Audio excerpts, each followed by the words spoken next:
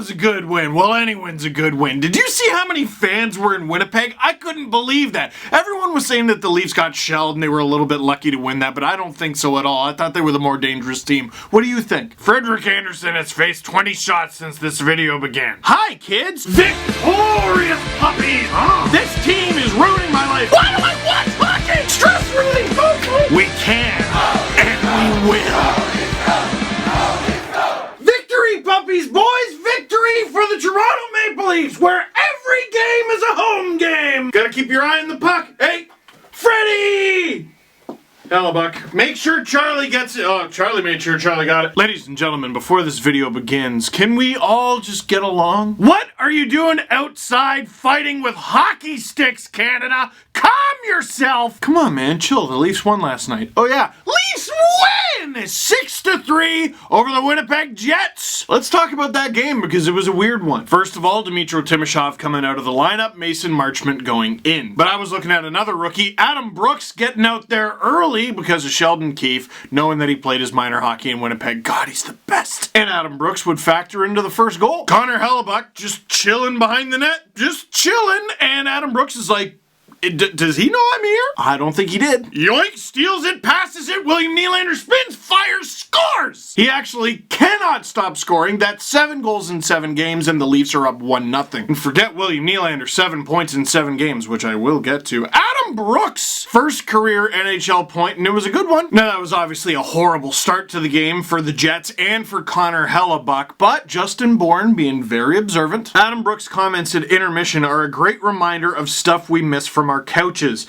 R.E. the Hellebuck error where Brooks grabbed the puck and set up Nylander's goal. Brooks said, "I heard the D yell, 'leave it,' so I knew I'd have a chance to get on it. The gaff wasn't Hellebuck's." Great catch by Bourne, and even though it wasn't Hellebuck's fault, it started his night off poorly. In this game, I know he got the assist, so it's easy to say this, but this game was Brooks' best by far so far. Maybe he was just having a big game because he was back home, or maybe he's sort of found his NHL feet because Keefe wouldn't really play him. But last night he was flying around, he was all over the place. That line in general was pretty effective. Not long after, Lucas Pisa, who the Jets kidnapped at the beginning of the season, has the puck in the Jets' end. And no longer does because Kappy stole it, shoot, scored! Kasperi Kapanen makes it 2-0 early, the best Finn in this game. Was there another Finn in this game? Couldn't even think of one. Of course not. When Kapanen stole the puck, he said, "Ketos, allow me to flex the one Finnish word I know." So 2-0 just like that on 2 relatively weak goals, neither of which were really Hellebuck's fault. I thought that was a great example of, yeah, we made a mistake, but I would like a save. But it was a pretty bad mistake. And now all of a sudden the Jets are playing catch up. And the Jets had such a weird first period in my eye. I thought they looked really dangerous in the first 5 or 10 minutes. I thought Patrik Laine could have had like 3. And then it seemed like as the period went on, they sort of lost effectiveness. Like during the game, they were praising Laine on the broadcast, talking about his playmaking ability getting much better from previous seasons, which is absolutely true. But when Tyson Barrie got a penalty and the Jets get their first power play of the game, there was one moment where Laine gets a wide open bomb,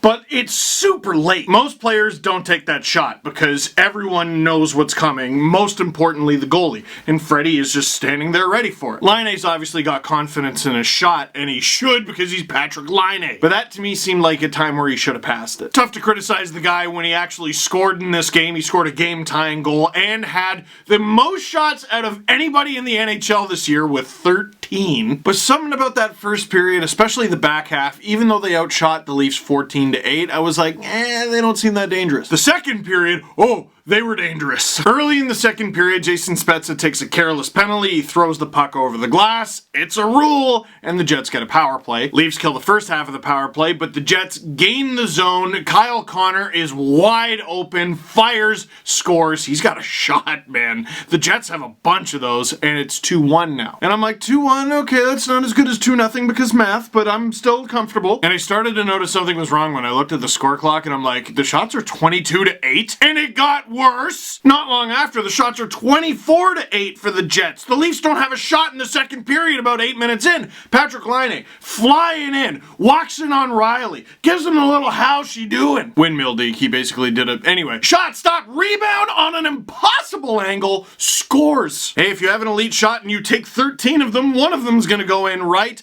That is a goal, and now it's a tie game. And now the shots are 25 or 26-8, and my problem isn't so much all the shots the Jets are taking, it's that they had all the shots. You don't have to have the most shots, but you should have, like, some of them, you know, like 1 or 2. Leafs, do me a favor, just try to take 1. And Travis Dermott gets that look on him and he's like, coming right up! He rushes in, barges in, the Leafs with 4 attackers. At the blue line, he hands it off to William Nylander and he creates room for him, and if you give Willie room, it's a good thing. Nylander finds Kerfoot, practically in the blue paint. He shoots, hits the post, no! Hey! Was my reaction to that goal, and I wouldn't have even known it went in if Dermott hadn't been losing his mind. I wish that guy scored more often, it's funny.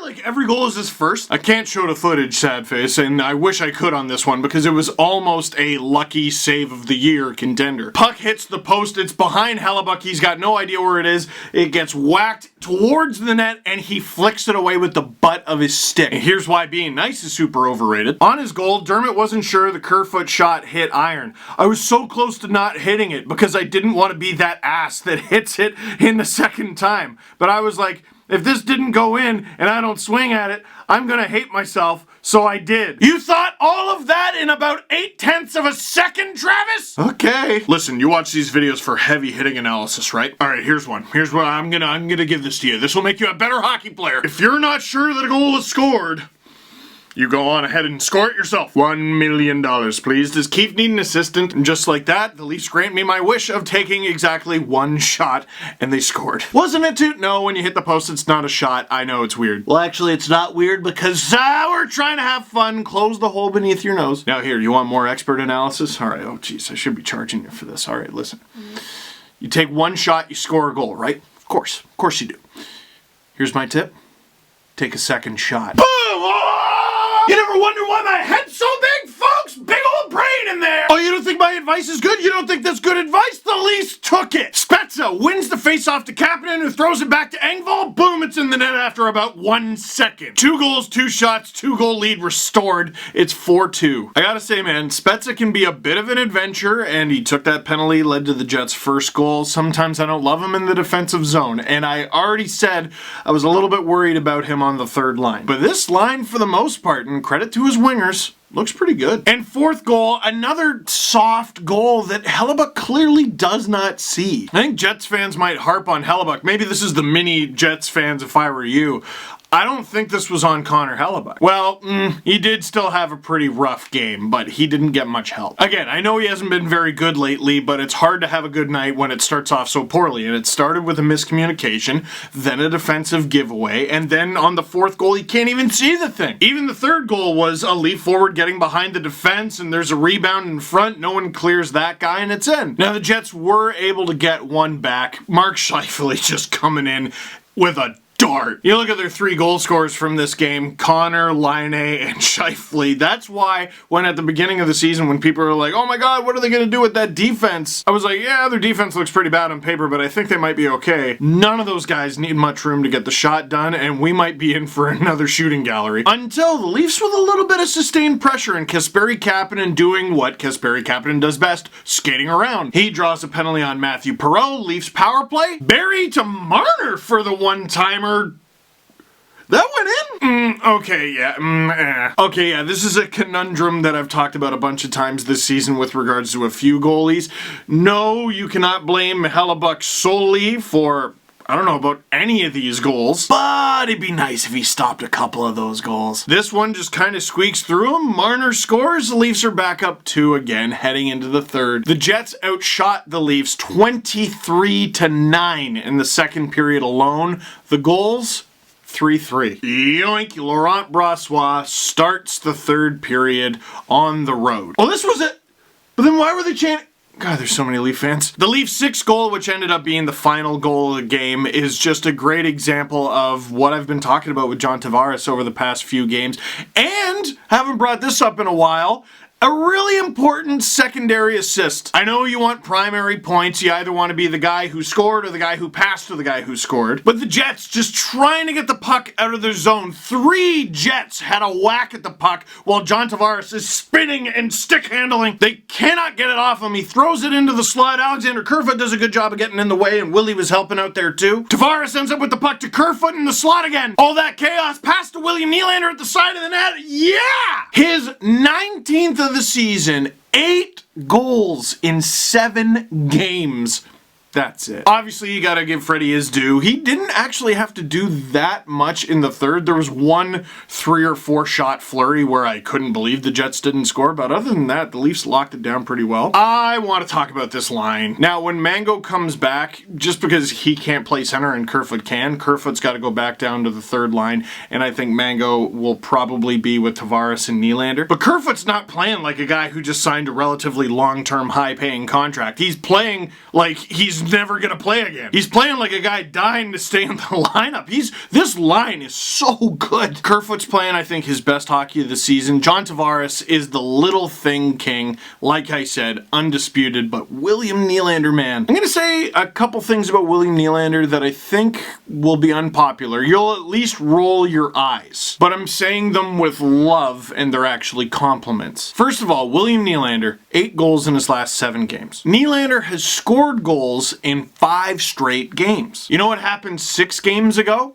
Sheldon Keefe benched William Nylander against the worst team in the National Hockey League. Nylander played 14 minutes and 41 seconds that night. That is the second least amount of ice time he has gotten this season and the least he has gotten in the NHL under Sheldon Keefe. And that game, of course, coming after a 2-goal performance against the Rangers the night before. Now he's got 11 points in the 5 games that followed. And then I wondered about another part of that because obviously it's not just Sheldon Keefe. Nylander's playing with John Tavares now while Matthews, Marner, and Hyman get to play. I was thinking about this Leafs team and some of the young stars on it and how they've developed. In their rookie season, and to Babcock's credit, I thought this line was a terrible idea because they're all rookies, but the line was Hyman, Matthews, Nylander. And they were sheltered and they scored some fun goals and they were a lot of fun to watch. But a guy like Marner spent his first couple years in the NHL. He tried to establish his footing, but once he did, he was playing with Bozak a lot. He was playing with JVR a lot, and then as years passed, John Tavares a lot, almost exclusively. And Hyman, obviously a young player in this league too, but we know the kind of player he is. He's very defensively responsible. And when Marner got him, Hyman was a few years into his NHL career.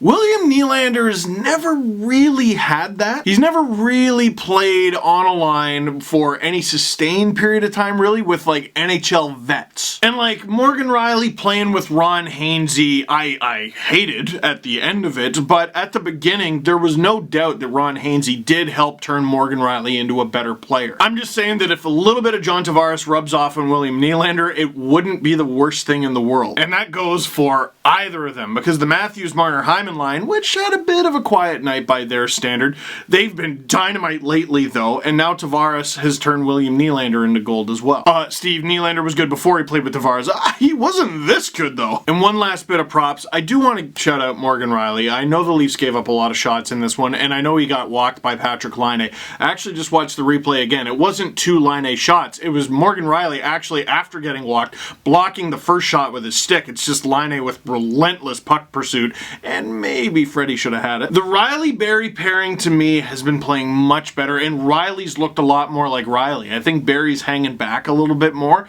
and allowing Rielly to jump up in the rush, take shots, the stuff he does best, frankly. Bless Justin Hall, he's had a great season, but with Marty Marincin as his defense partner, they really got to play that pairing more. Great road win, the Leafs stay hot, and that's all. Questions. Not a question, but will you rate Kyle Doodlebus? I will give him a 10, give him those Cheetos behind him immediate. Is your room soundproof? I don't know, let's see. Hey! My wife's home. Hey! Nothing. I'm shooting this bit on my phone. There's little pieces of soundproof foam all around the room, and obviously there's lots of crap on the walls, and that absorbs a lot of the sound. But this, I should record this in the viewfinder. Hey, there's you. See this little thing? This is what I scream into. The purple Handmaid's Tale bonnet looking thing is made of the like interior of a car, and I put soundproof foam in it to dampen it even more. Before I put the foam in the window, you used to be able to hear me from like a fair bit distanced outside. I just read that you'll be on Hockey Night in Canada now. Is that true? If so, congrats, and I look forward to it. Okay, big miscommunication. Jeff Merrick tweeted about my Hockey Night in Canada debut, which is a thing that happened a decade ago. When I was just starting out making videos, Merrick found me, for whatever reason he liked me, and he had me shoot a very short video for the playoff preview show, and I guess it was in 2010. I wrote about it in the book, but technically my Hockey Night in Canada debut was 10 years ago. I don't think that really counts. No, your Hockey Night debut is your Hockey Night debut. It's not the special playoff preview show. It is Saturday night, sometime between 7 and 2 in the morning. Maybe one day, but for now I'm just happy to yell into the interior of a car. What did you think of Marinson's performance? Would you play him against the Islanders tomorrow? If not, who would you call up? Well, the team already has Teemu Kevihalmi, who I am interested in seeing, not against the Islanders. They're a top 5 team in the league right now. Just stick with what you got. Marinson's been fine. You know, we know what he is. He's not wonderful, but he plays with Justin Hall. If he just plays with more confidence, because if you watch him in the AHL, he actually has some ability. Just be steady.